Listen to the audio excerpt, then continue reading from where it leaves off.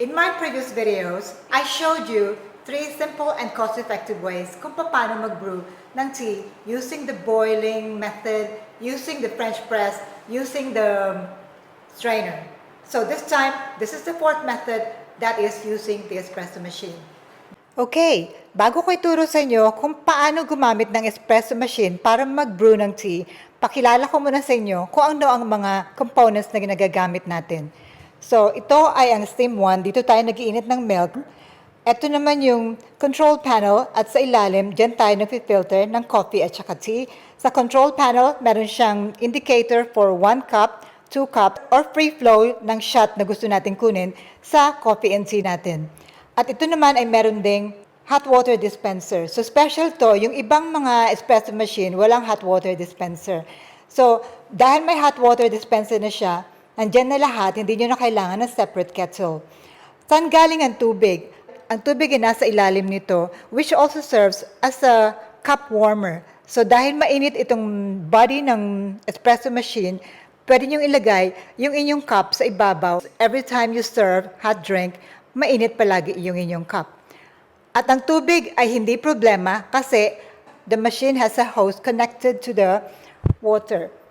So dahil ito ay sa home kitchen ko lang, I'm only using a small water bottle. Para sa inyong mga shop, pwede kayong gumamit ng 30 liters na water bottle. Papalitan nyo lang siya every time na maubos yung nasa gallon ninyo. So that's it. It's a very compact espresso machine which can be the heart of your milk tea or coffee shop. Umpisahan na natin ang paggawa. What I have is a loose leaf tea. Pag ginamit natin ang espresso machine, kailangan pino ang ating tea. Para ang pag-extract ng water from the tea is even and the tea will also be stronger.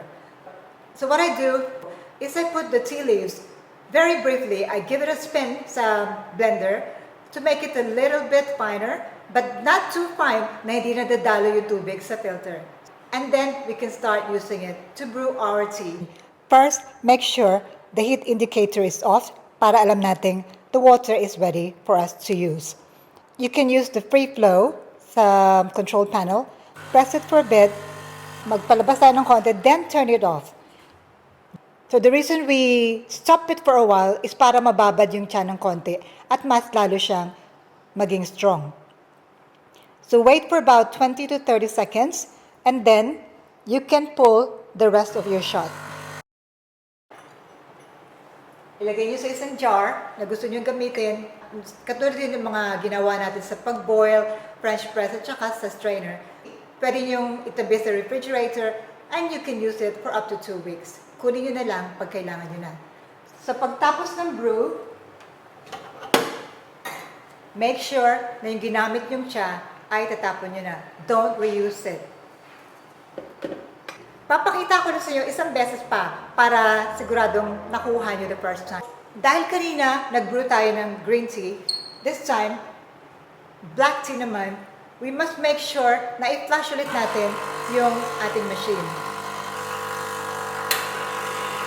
To clean the head. Para matanggal yung green tea kanina at hindi maghalo yung lasa ng black and green tea. Or coffee and tea for that matter. So, clean the head a little bit. Kukuha tayo ng 120 ml. The same thing. Palabasin muna natin ng konti ang tubig. Then wait for about 20 to 30 seconds. You pull the rest of your shot. So ayan, 120 ml na siya or 4 ounces. You use a brush para maglinis ng portafilter and make sure for your next brew, walang naiiwan sa loob. As a bonus, ipapakita ko naman sa inyo ngayon kung paano gumawa ng hot milk tea.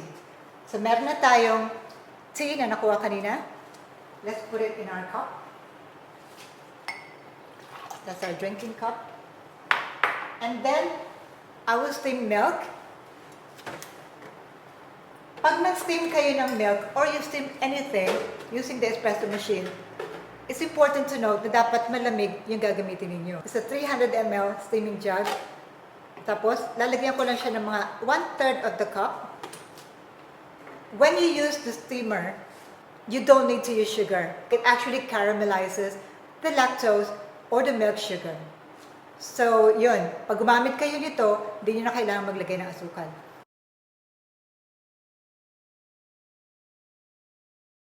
How to steam milk, that's another video.